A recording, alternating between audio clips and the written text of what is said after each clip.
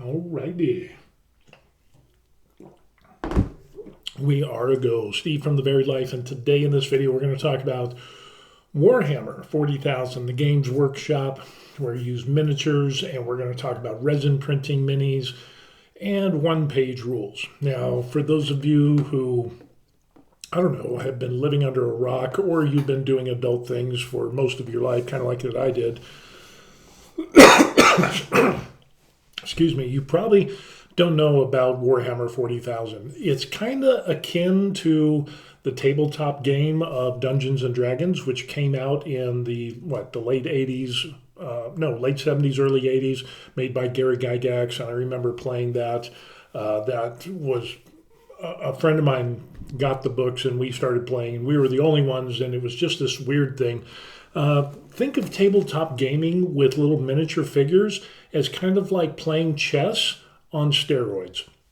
Yeah, and there's whole background lore and information, the history of these worlds, because as these armies battle against other armies and aliens and space marines and all this stuff, yeah, it's like chess 2.0. It's just incredibly advanced. But anyway, what we're going to talk about today that's really interesting is that Games Workshop is the company, and they produce Warhammer 40,000, which stands for the 41st millennium, and mankind is fraught in warfare against evil bugs and demons and whatever it is, and space marines are guarding the Imperium of Man, which there's this supreme leader of, I don't know, Billy Bob Gilliamon or whatever his name is, who's been dead or kind of dead, but he's being kept alive. He's going to be resurrected. This has been going on since the 80s, since I think the mid 80s, and it's evolved over time, and it's gotten huge. And with that, they started out with little miniature figures, kind of similar to Dungeons and Dragons. So basically, I think what happened is they saw Dungeons and Dragons, they saw people were buying miniatures, which were really affordable back in the day. I remember buying those things and playing Dungeons and Dragons, and you bought a book and some materials, and boom, next thing you know, you're playing the game. There's an initial outlay of funds, as with anything that you do in life, unless it's rubbing one out on a Friday night. But with that, it came into its own, and now Games Workshop is kind of the leader of Warhammer, and that's their game, and it is probably one of the most well-known tabletop games around. The interesting thing is that how much is all of this? How much is it going to cost? And especially with resin printing and things like that, what are we going to do? Well, again, Warhammer is a game that people play, and you can see a bunch of nerds here. You know, they build their armies, they get a bunch of miniatures, and you know, they build them, they paint them, and then they get kits, and they do all this stuff, and then they put them together, and then they have their armies against other armies and other people with their armies. They even have tournaments for this stuff. Yeah, these guys and gals geek out like no tomorrow. If you thought Dungeons and Dragons was big back in the day, Warhammer is that even more. So anyway, it ends up that, yes, you've got to have miniatures, and of course they got to be authorized miniatures. And you can see over here, a number of miniatures for like a basic army, or a 1,000 or a 2,000 point army, whatever it is. In other words, there's so many points attributed to each character, and each character has certain characteristics when it comes to strength and movement and defense and so on and so forth. Again, it's steroids, chess on steroids is basically what it comes down to. But with that, you're going to pay some hefty money. And so, for example, what we end up seeing here, just looking off of Amazon, you're looking at Games Workshop. These are Angels, the Death Company Intercessors, and you get 5 of these little guys. And when I say 5 of these little guys for $46.75, I'm talking about these guys here. They're 2 inches tall. They're 28 millimeters.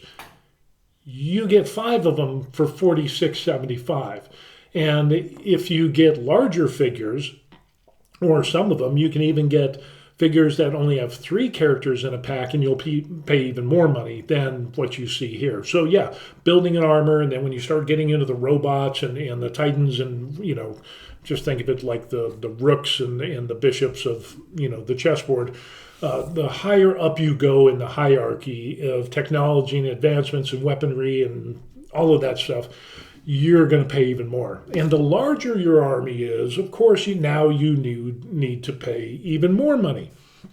So Games Workshop has really, what they've done is take plastic models of these little 28 inch, I wish it was 28 inches, these 28 millimeter 2-inch characters, and the prices of these things are insane. And people are getting a little bit irritated with that because now it's gone from kind of like this game that was for the masses, and now it's the game for the people who have deep pockets. With that being said, I played D&D, I bought a bunch of books, had a bunch of miniatures, and I did that way back in the day, but it wasn't cost prohibitive because you could buy the set of rule books, you could get the characters, and then you could just play endlessly if you wanted to. If you wanted to update you to certain rules or certain things, and you could do that as those books came out, but you didn't need to upgrade every single year.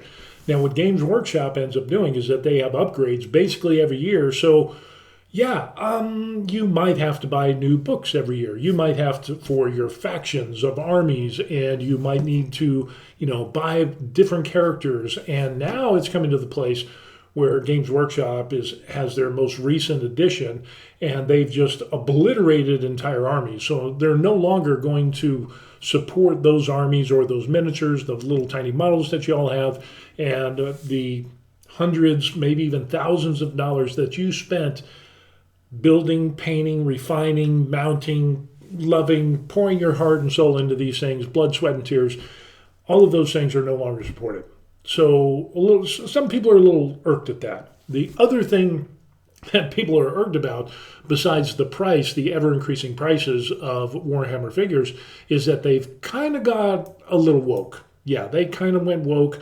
They have this diversity, equity, and inclusion thing where some of the characters in the game, which has gone back for 25, 30 years or whatever, like certain what are they called, custodies or custodians, whatever it is, and they guard the Imperium, the head Bob the Gilliam, whatever ruler, the head of the Imperium, whatever it is.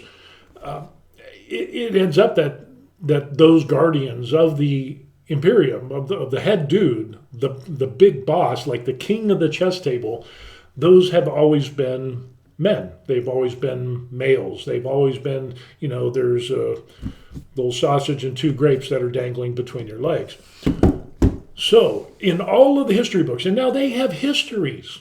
And I kid you not, they have histories of all these things in their books, and it is absolutely insane. I mean, it's got history and lore, and just book after book, and then there's stories and just recordings, and it's like a whole different world, because it's the gaming world, and people have invested their lives to get away from the crap that's going on in their normal boring lives and the crap that's going on in politics and the world and wars and this and that, and they can set aside some time to unplug from all of the stress, and then they can enjoy playing the game.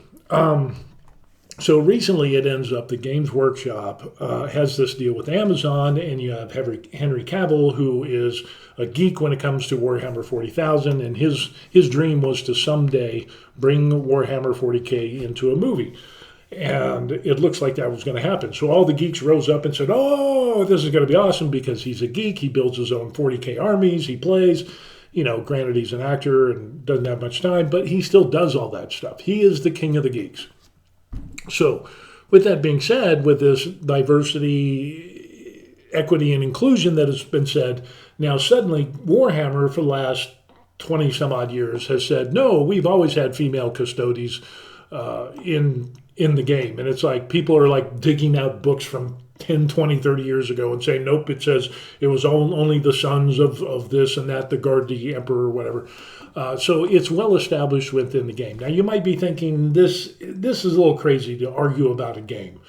But then again, for those of us who are older, people would argue about chess games and checker matches and so on and so forth, and in similar things, cribbage and hearts, and you can argue about anything, and that hasn't stopped with the advent of tabletop gaming. So with that being said, now, because of the Amazon deal, maybe because Amazon is forced in and said, hey, if we're going to bring this to market and Henry Cavill is going to be the guy, Games Workshop, you need to have some diversity, equity, and inclusion from all of the gender benders out there. And you need to, and it's just not that anybody can play, because anybody can play. Men and women play, and whatever gender you are, it doesn't really matter what you could claim to be, a fox or a dog or a cat. It doesn't matter.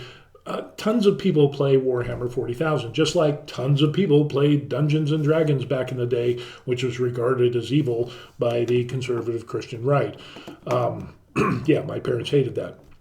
And I kind of went on that bender for a little bit, but yeah, it's a game like chess. So anyway, it ends up that there's a lot of finger pointing going on. There's a lot of rumors that, all of a sudden this one army or small piece of the Warhammer war lore and history of these custody figures that guard the Emperor have always been males. Now the diversity and equity and inclusion, now they hired a person specifically to do this and bring this into the game. And it's like, but anybody can play. You could be pick whatever gender that you want to be. You could be a furry and whatever. It doesn't matter, because you're playing the game. It's not about you. It's about these guys and it's about these girls. And they also have, by the way, these aren't the only characters in Warhammer. So in other words, just like you have different types of pieces, chess pieces on a chessboard, you have different characters within the lore of Warhammer 40,000. So you have some where it's kind of like Amazons, where they're entirely women, that they do their own thing. So there's men and women within the Warhammer game history lore thing, and that's absolutely fine. So if, let's say I've got some Space Marines and I print them out, and I'm LGBTQ 72 different type of gender furry carrying rainbow hair beast, and I want to play this in the 40 Hammer, I can say he's one of 72 genders or all genders, or he's binary fluid or whatever, I don't know, Flender Jewid, whatever it is that they say these days. It doesn't really matter, because what matters are the characteristics of the pieces on the board. So in other words, these pieces, now this is for the older people out there, this is what matters. And how you move and how you attack and how you defend is what matters within the game, just like chess. So it doesn't matter if the person sitting against you playing a chess game has purple hair, orange hair, green hair, is gay, bi, fluid, whatever it is, thinks that they're a dog or a cat or a fox or, whatever crazy things that are going on today. It doesn't really matter. What matters are the tactics and the pieces that are on the board, and whether you can maneuver those strategically against another opposing force to successfully win that campaign or that battle. That's what it is. And if you say, hey, well, these are my Space Marines and in my world they're entirely female, okay, that doesn't change the game at all. Anybody can play. Just like anybody can play chess against another opponent. It doesn't matter who the opponents are. The game is what's important. So if you want your Space Marines to be gender bending, gay, fluid, whatever, it doesn't have any impact on the game. You're still going to fire. You're still going to defend. You're still going to lose some pieces. You're still going to gain some ground and some objectives and so on and so forth. And eventually, somebody's going to win and somebody's going to lose. And you're going to have a great time for the next hour, 2, 3 hours, depending on how big and immersed you get into this whole thing. So, with that being said, it doesn't matter. You don't need diversity, equity, and inclusion in a game, because you can pretty much make it up on your own. It doesn't really matter in the grand scheme of things who's behind the characters of the little figures that are on the board. What matters are the figures on the board, and it doesn't matter if you think that they're gay or bigender, bender, whatever, any of that stuff. What counts are their strength, their abilities, their attack, defense, and so on and so forth, and how you maneuver them within the game. Okay, so now that I've caught all the older people up, what's really interesting is we get to this place of Warhammer 40,000. So besides having those miniatures that you have to buy, and sometimes you can You can buy kits and you can put them together, and sometimes they're $40, $50, sometimes $60, $70, $80, $100. You still need to buy the rules. So if we go to the Warhammer page here, you can shop. Yeah, imagine that. What are the odds? And you can go down here and you can start collecting your figures and kits and buy those. And then the basic rules are $65. And then if you want the starter set, that's $110. And then if you want the ultimate starter set, that's $210. You know, us old people was like, hey, if you want to play chess, you buy a chessboard and spend maybe a few bucks and boom, you're good to go. And the rule book was included in every chess set that is sold across the world. I haven't seen a chess set that has been sold that did not include the rules on how to play.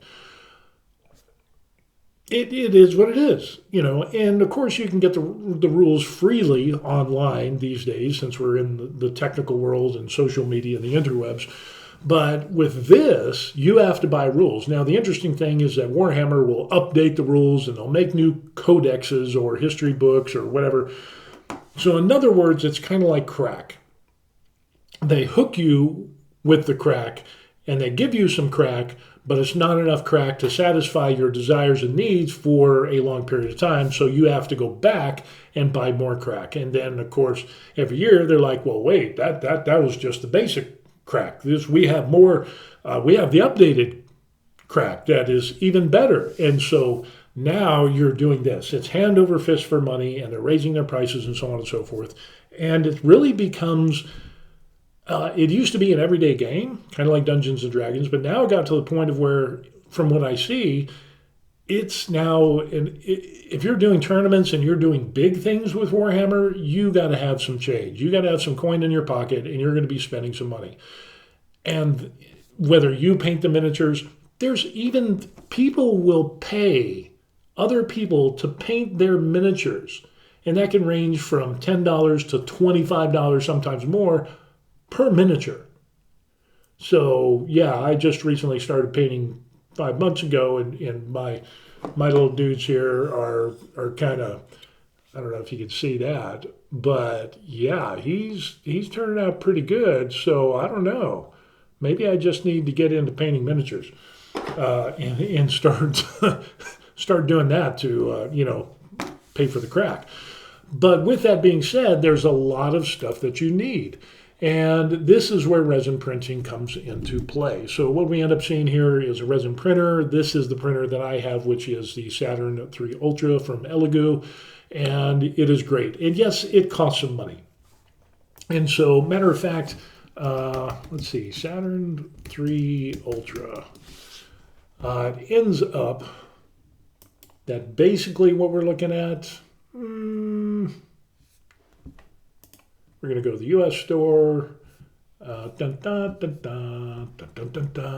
printers, and we would go to resin printers, and we want to go to Saturn III Ultra, and basically we're looking at, well, we'll just show you. What we're looking at here is Saturn III Ultra. You're looking at $369. Now, the reason this has gone down in price is not because it's a bad printer. It's really good. But in the resin printing world, like everything else, they come out with new models, so these prices have gone down. $370 is basically what you're looking at. But with that, I mean, you could go with an older printer, and let's say you just go for, I don't know,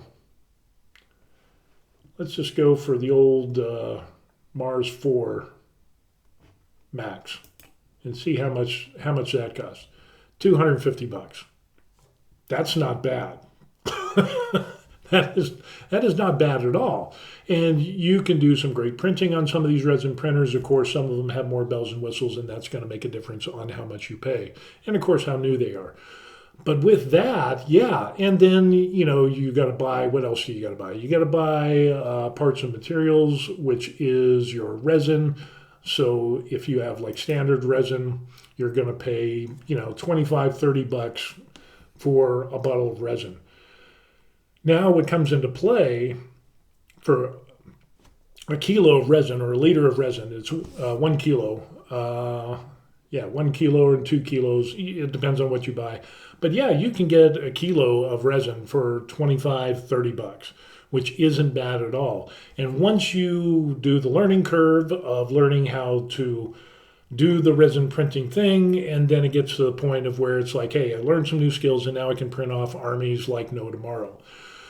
But with that, the question is, how much can you save from buying these little plastic miniatures versus resin printing? And a lot of people have done this. Now, a lot of people will take in and say, okay, well, you got to buy the rules and you got to buy the figures and this and that. And so you're going to spend about $400 or $500 to get a basic army going to play the game. And yeah, you can see that you can buy a resin printer, albeit a older printer, and you can buy some resin, but how much per figure? And that's what we're going to take a look at today. So that's where the rubber meets the road, I think. How much are you paying for each one of these things from a Games Workshop kit? And that's what we're going to take a look at. So, for example, we're going to go back to Amazon. We're going to take a look, and what we're going to end up seeing is this price here, $46.75. And there's 5 of those guys. 5. Now remember, they're 28 millimeters. In other words, they're about 2 inches tall or less for $46.75. That's kind of crazy. So when you start doing the math, if we pull up, let's go ahead and pull this up. So we have $46.75, and we divide that by 5. It ends up that it's $9.35 for each one of these little 2-inch figures. When you put that into perspective and you think of that, because when you get the box, you're like, $46, $47, that ain't bad, or $50. Yeah, I got a bunch of things, and then you pull it out, and then you spend time cutting out the pieces and gluing them together, and then you paint them and do all that neat stuff, which doesn't even include the painting materials that you need, which are a little overpriced as well. We won't even get into that. But with this, you're looking at $9.35 for one figure. Yeah, that's what we're looking at, and that's kind of insane in my opinion. So remember that number, $9.35. So now what we're going to end up doing is we're going to take a look at Lychee Slicer. Now this is the resin printing slicing program that is used to process the figures that you can download and print on your resin printer. So what we end up seeing over here is, these figures here. These are 28 millimeters high, and there's, some different ones. I just used the same one and copied it 5 times. And they're still blood angels, kind of like what we saw on the Amazon thing. And what we can end up seeing with this is that we've got this, and then we also have these cool bases that we were able to find. You can find some cool bases. You can even make your own bases using, of course, you got to learn how to do that, but with simple software and, some time and watching YouTube videos, you can make your own bases. So, that's a pretty cool looking base. So I can have these 5 figures. And the interesting information that we're going to take a look at is this information down on the bottom, right around here. And if can I zoom in on that? I don't know. Let's see. Can we zoom in? No, I don't think we can. But anyway, so down here, what we end up seeing is, I know how to do this. Aha. I figured it out. We can do this. And then we can do this. And then we can do this. Okay, so this is where the rubber meets the road. Here's the interesting thing. For those 5 figures, which are the same type of animals as was in the kit that we saw on Amazon, the blood angels there, I'm using water washable resin. You can input the price of about, $25, $30, whatever it is. It's got all of that. It's going to have a printing time of 4 hours and 18 minutes and 49 seconds. And it's going to use a total of 97.67 milliliters, 47.34 for the miniatures and bases themselves, with 50.33 milliliters as the support material that you will eventually throw away, but you need that so this thing will print. So in other words, it comes out for a total of $2.37. Yeah, $2.37. So remember the $9.35 per one figure? Well, now if we take $2.37 and we divide that by 5, we get 47 cents. 47 cents. Let's round it up for electricity and make it 48 cents. 48 cents to make your own resin printed figure versus $9.35.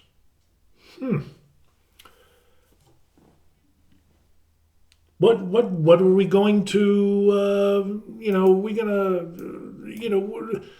is that kind of a hard thing to grasp on saying, well, hey, $2.37 versus $9.35 per figure, or 48 cents per figure versus $9.35. That's a no-brainer.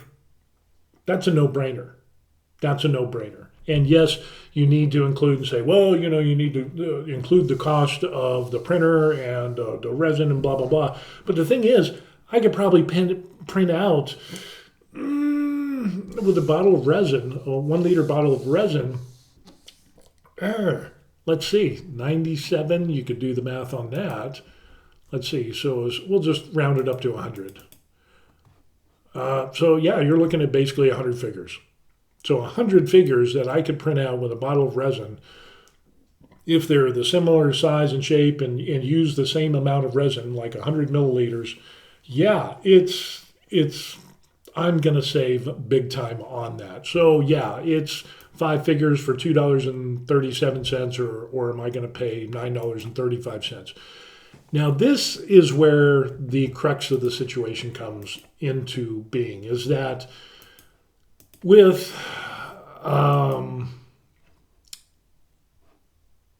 Warhammer and Games Workshop, and you have to keep buying books, and there's subscription services as well. So there's a monthly subscription service to build armies and this and that. I mean, it's just just bleed me dry. And there's something, you're going to be paying money for something. Something is always going to change, and so on and so forth. So eventually people are getting sick of, one, the diversity, equity, and inclusion that is happening within Games Workshop, and the Amazon thing, and how everybody, it's no longer Snow White and the 7 dwarfs. It's Snow White with the 7 dudes of 7 different ethnic backgrounds who none of them are dwarfs or little people. That's what we're facing today.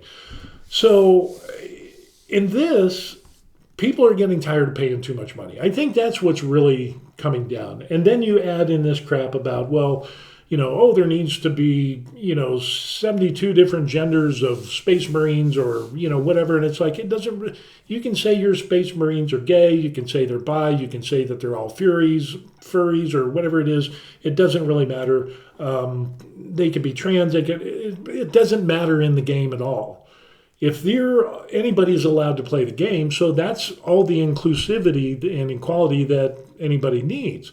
Now, if there's something in Games Workshop that said, oh, we don't, if you're trans, if you're, bisexual, homosexual, or, whatever your sexual preference is, or religious background, or race, or creed, or sex, or, disability, and only certain people could play the game, yeah, that would be problematic. And yeah, there's nobody would be playing the game, because that's just plain stupid. But that's not the case. Again, each character, just like the pieces on a chessboard, have certain things that they can do to attack, defend, maintain, whatever. So different pieces on the board can do different things in those aspects, and you use those to strategically advance yourself to gain the victory and beat the person on the other side of the table. That's all it is. It doesn't matter what you are, your beliefs, your religion, your gender, your race, your age doesn't matter at all. Young people, old people, it's kind of like gaming. You see people that are kids, that are, single digit children that are playing, games online.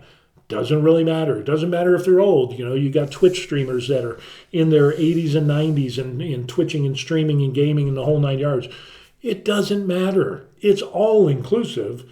But for some reason, Amazon and Games Workshop is kind of on this bender of this diversity, equity, and inclusion, which, by the way, is interesting because a lot of colleges and higher learning establishments have jumped on this train, and MIT is one of the first ones to jump off it. And so they had diversity, equity, and inclusion positions that they actually paid people to do that stuff.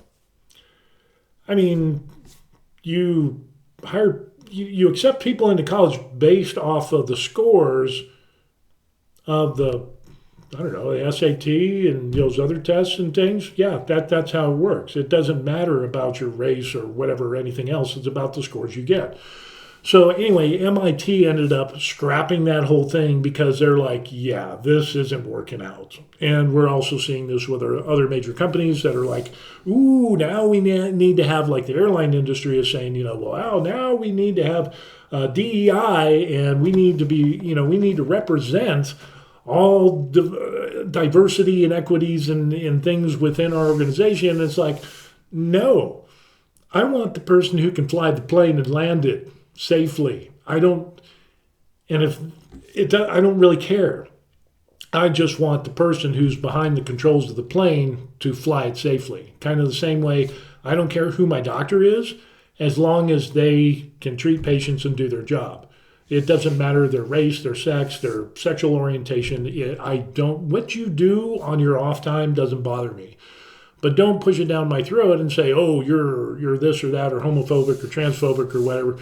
No, it's just not my cup of tea. If that's your tea, then drink it. It's fine. But I'm not going to drink from that cup. And that's just the way it is.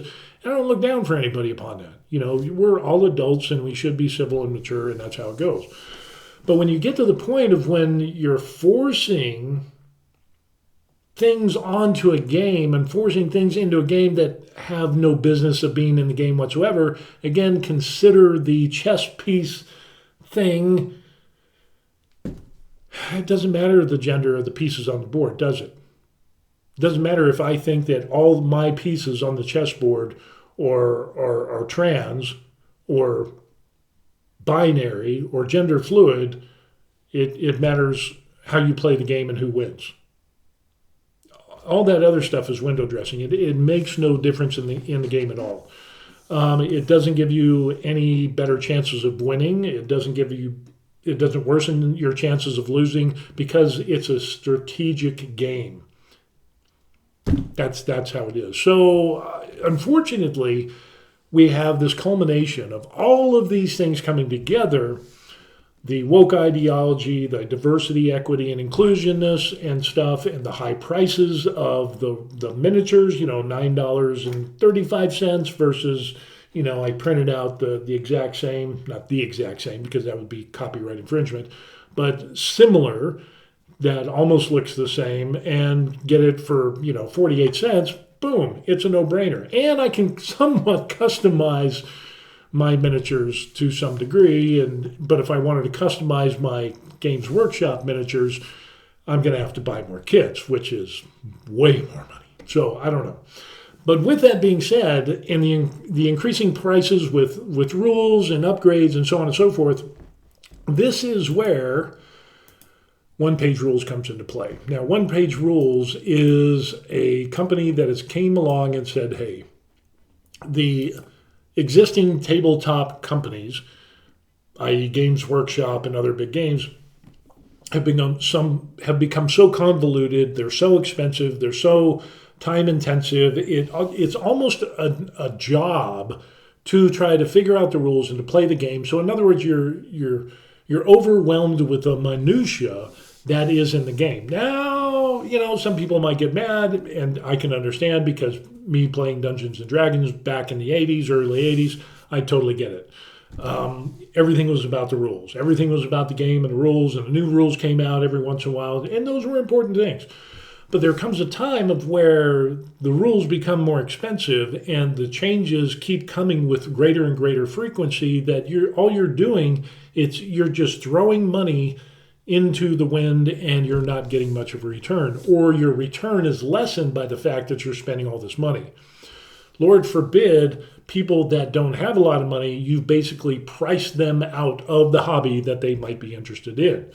Well, One Page Rules has come into this, and they said Forging New Frontiers, 1 page at a time.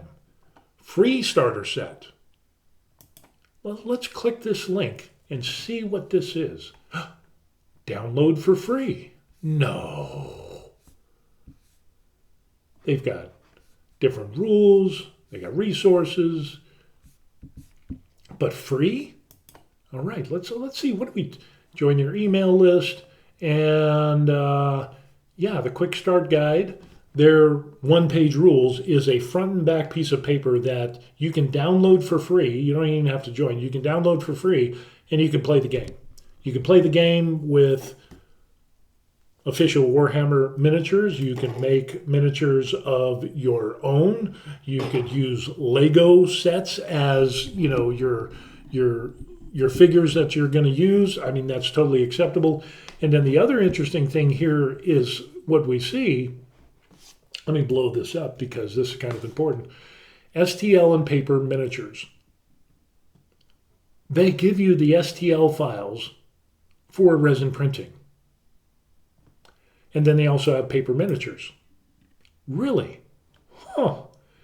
Now, if we go ahead and download this now, and then what you can end up seeing is a quick start guide. They have the 2D print, which is, in other words, it ends up that is the paper versions of those characters. And let me see if I can pull this up.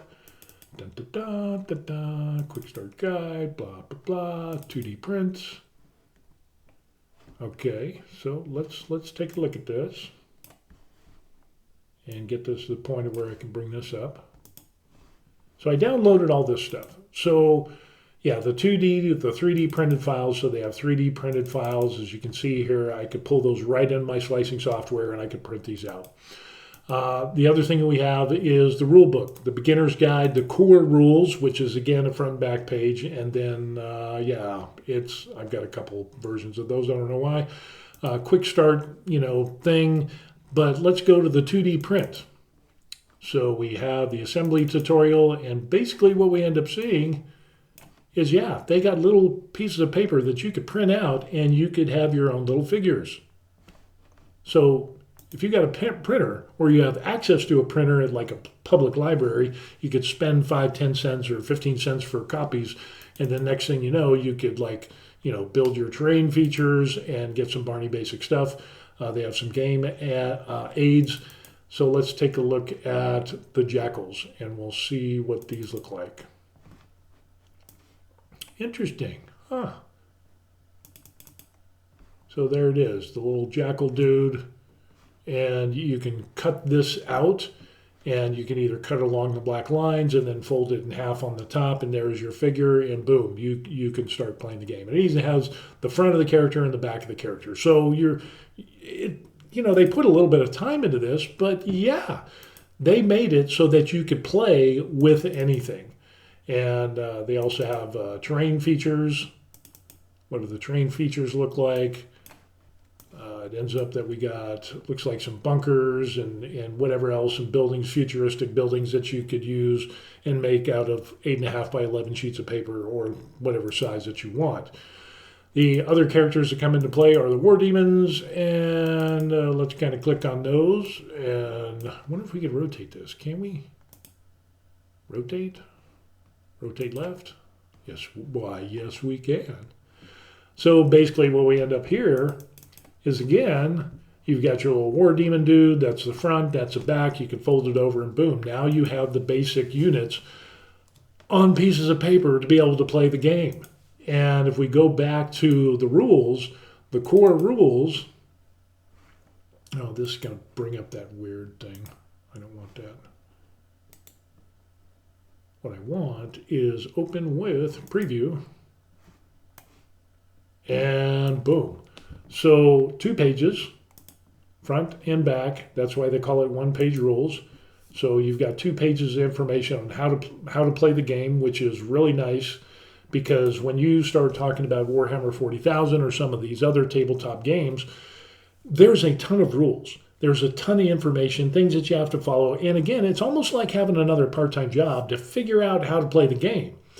Kind of like with chess, it's like, yeah, it takes some time, but what one-page rules did was minimize this into highly digestible and easy to use format so anybody can play the game. And it's not cost prohibitive. So yeah, general principles, preparation, you could do that, combine units, mission, deployments, playing the game. You have activation where you can hold, advance, rush, or charge, movement, shooting, melee, all of this stuff. And then they talk about,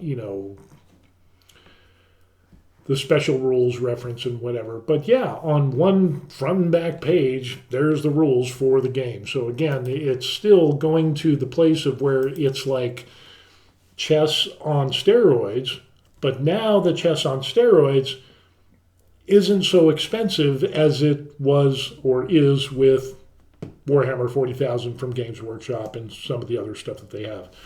So with that being said, and the resin printing and all of this stuff that comes into play, and I said this a while ago, I wanted to get into resin printing a long time ago, but it really just got to the point of where it wasn't, I just wasn't, the technology wasn't there. More people were like fiddling around with their printers than actual printing. There was lots of problems. I just didn't want to deal with that until it got to the place now of where now it's pretty much plug and play. And with resin printing, and there's a smaller and smaller learning curve as we continue on within the resin printing world. And eventually it's going to get to the place of where it's going to be like a microwave. You're going to stick something in, press a button, bing, and next thing you know, you're printing out, your own miniatures, and even building miniatures is getting easier and easier. That's the other thing that comes into play is the availability of models. Now, with the Warhammer stuff, there's a lot of stuff because now you're dependent upon Warhammer and Games Workshop to get your minis, your miniatures, your models, whatever you want to call them, and they have the old brick and mortar style where they have to actually have injection molded plastic sprues, and then they have to package them, and then they got to send them out, and then you have, the masterpieces, the master things, and they can't just keep doing that forever. Some of the limitations that we see with old school thinking and building models. Now, if these models were just the one models and you kept those and you could always supply that to the people, that would be one thing. But Games Workshop is now getting to the place where they're like, yeah, it's not cost effective for us to keep all of the models on here, and we're going to get rid of models and we're going to bring in new models. And it's like, wow, I'm paying you $9.35 per figure, little 2-inch figure, and somehow you can't maintain that. Yeah, you need to get with the times. And so, I've been seeing this for quite some time.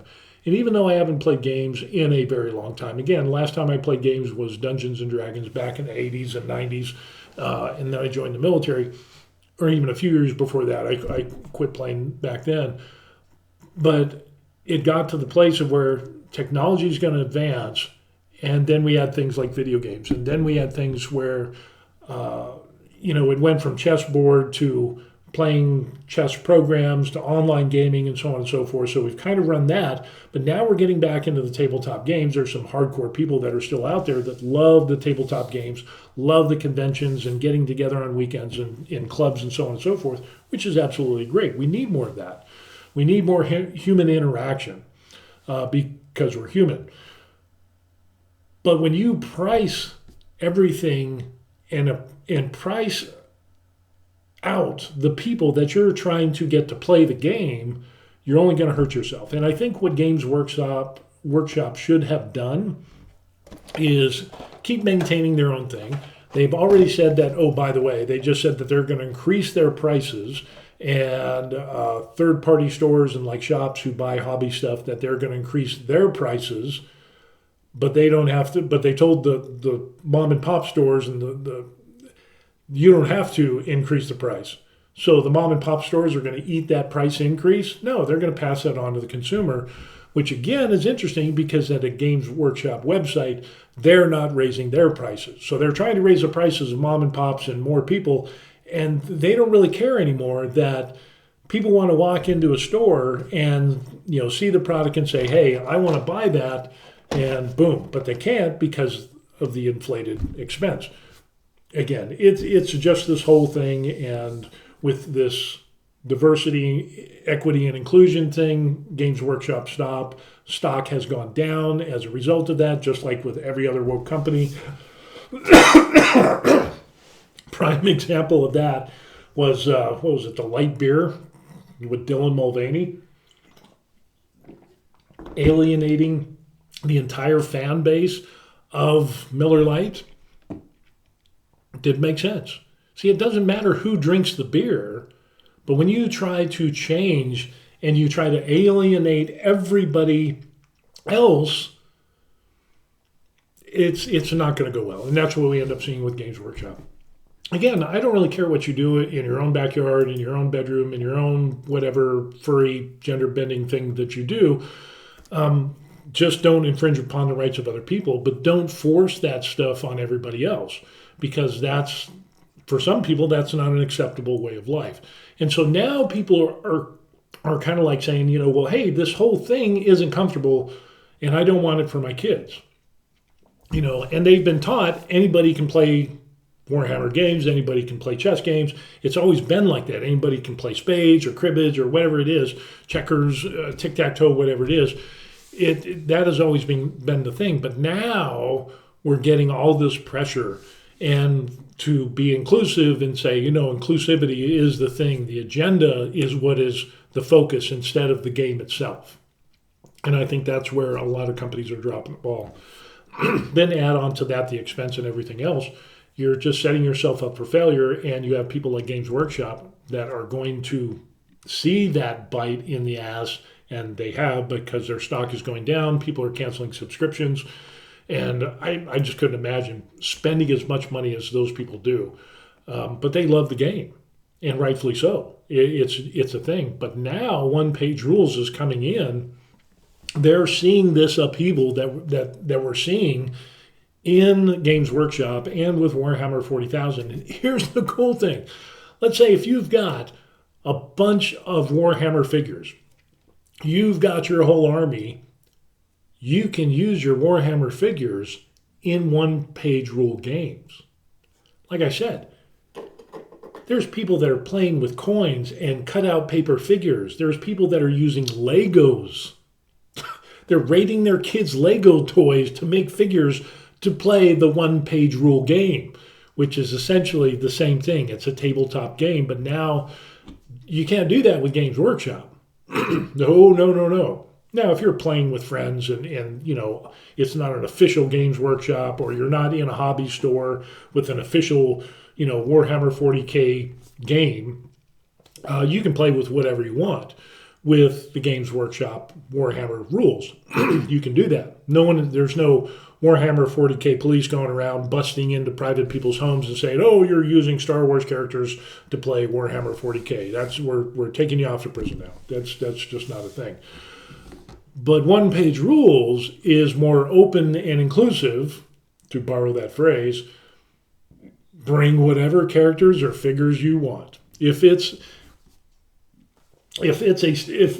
is now going to be the figure that I'm using, I can have a bunch of these, and these will represent my army or my soldiers or whatever.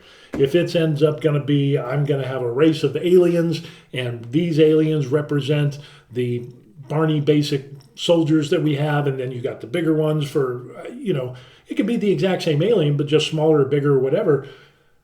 Does one-page rule, do they mind if you use those figures in their game of the multiple games that they have? Nope. You could use chess pieces if you wanted. You could use checker pieces if you wanted. You could use marbles and rocks and jacks, and I don't even think people know what marbles and jacks are these days. People who know how to play marbles and play jacks that's like an old thing, kind of like me.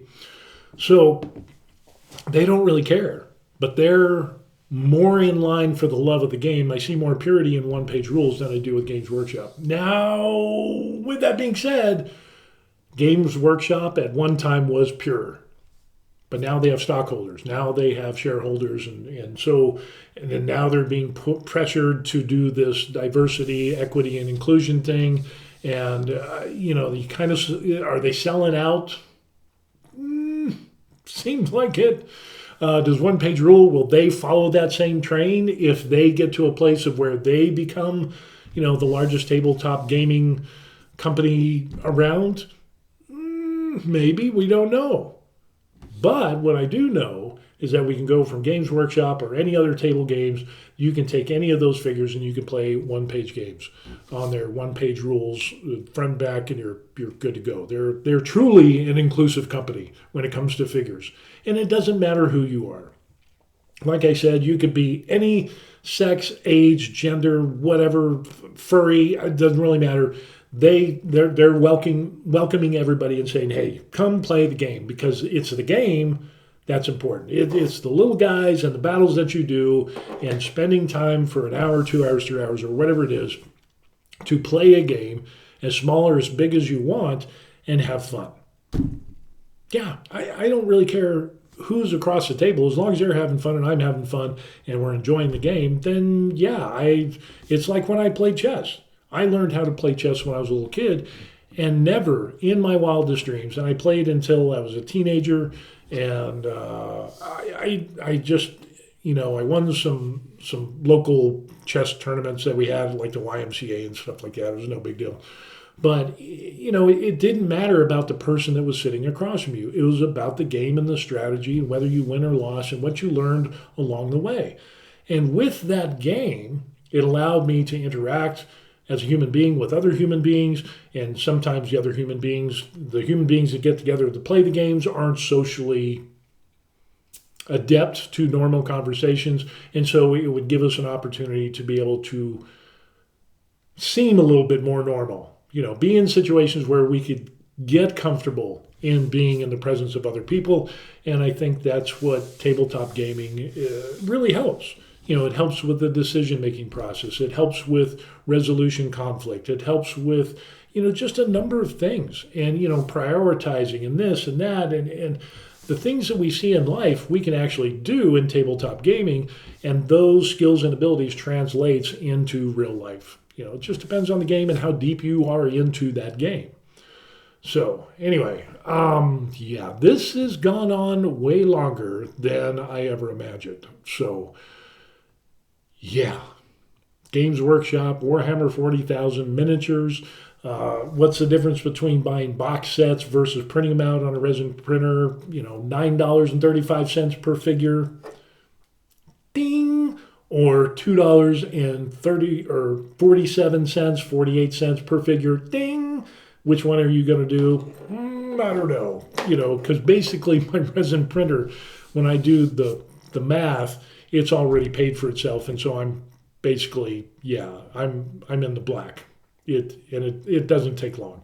You have people that will buy huge armies maybe once a year in Warhammer, like big armies, big collection of minis and bigger it's a ton of money as well, and they do it maybe once a year, once every other year. They build a huge army and then they go play and whatever.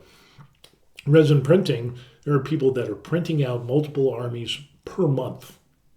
And with the prices that they are at 47 cents or 48 cents, or maybe even less, depending on the cost of the resin and so on and so forth, that's entirely doable. So it opens up, instead of being pigeonholed into one set and putting all your money on that, let it roll on 28.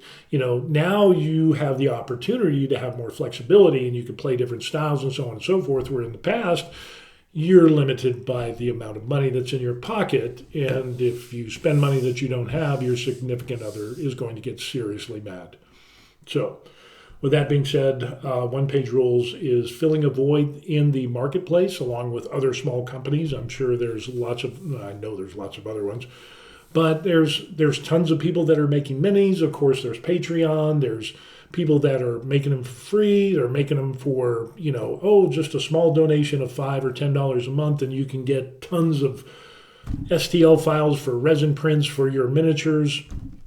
You could print out, some apes or aliens or space monkeys or whatever it is, it doesn't really, a clown race, a zombie race in Go Play one-page rules. You can do all that stuff. You can print out characters from, kind of like The Hobbit and D&D type, and you can play one-page rules. They've got different types of games, but it's all within the same of one-page rules to make it easy and accessible for everybody. So whether it's sci-fi, whether it's fantasy, whether it's a combination of those things or whatever, check out One Page Rules, and you could probably find something that could interest you if you're interested into gaming. So with that said, that's a lot to go over, but love to hear your thoughts on it. And yeah, do you think resin printing should be a thing? And maybe we'll talk about resin printing, where Games Workshop should go after this, with resin printing on the rise and so on and so forth. What should they be doing? I don't know. It's going to be interesting. But again, put your comments in the comment section down below. Don't forget to like and subscribe to the channel. Ding that bell so that you can be made aware of future videos where I do painting minis and rants and stuff on fitness and living overseas in Korea. Yeah, I retired overseas. And whatever fun stuff that flips my lid at the time will be on that channel. So that's it. Yeah, fun stuff, and we will see you on the next video, hopefully. Peace. Yeah, 47 cents.